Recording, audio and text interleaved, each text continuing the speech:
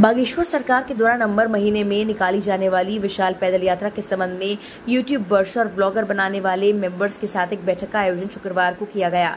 इस दौरान छतरपुर जिले के अलावा देश के अन्य जगहों से यूट्यूब पर ब्लॉग बनाने वाले यहां पहुंचे। बागेश्वर सरकार ने यात्रा के संबंध में चर्चा की और उन्हें यात्रा में शामिल होने का आमंत्रण दिया। कहा कि ये यात्रा हिंदुओं को जगाने की यात्रा है। इस यात्रा का उद्देश्य जात पात को मिटाना है।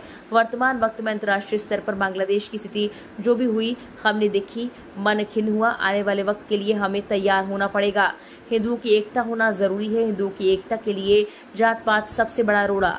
जब तक ये मिटेगा नहीं तब तक हिंदू एक नहीं होंगे। इसलिए हमें गुरु प्रेरणा लेंगी और हम प्रण लिया इसीलिए हमें गुरु प्रेरणा लेकर प्रण लेना है। पूरे भारत में सबसे बड़ी क्रांति होगी। 21 नवंबर से 30 नवंबर तक 160 किलोमीटर की पैदल यात्रा होगी। हमारे धाम पर आकर बड़े बड़े साधारण सभी लोग मिल जाते हैं, लेकिन गांव-गांव के लोग हम तक नहीं पहुंच पाते। आर्थिक, सामाजिक कारणों और अन्य कारणों से धाम नहीं पहुंच पाते।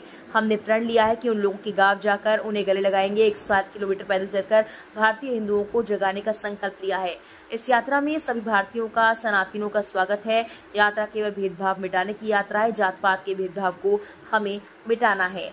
हमें भारत भव्य बनाना है, भारत दिव्य बनाना है। यात्रा प्रतिदिन 20 किलोमीटर चलेगी। इस यात्रा में सर्व समाज के लोग शामिल होंगे। यात्रा में मरीज, वृद्ध और बच्चों को शामिल नहीं किया जाएगा। इस यात्रा में डिस्पोजल का किसी भी तरह का इस्तेमाल नहीं होगा। डिस्पोजल मुक्त यात्रा होगी।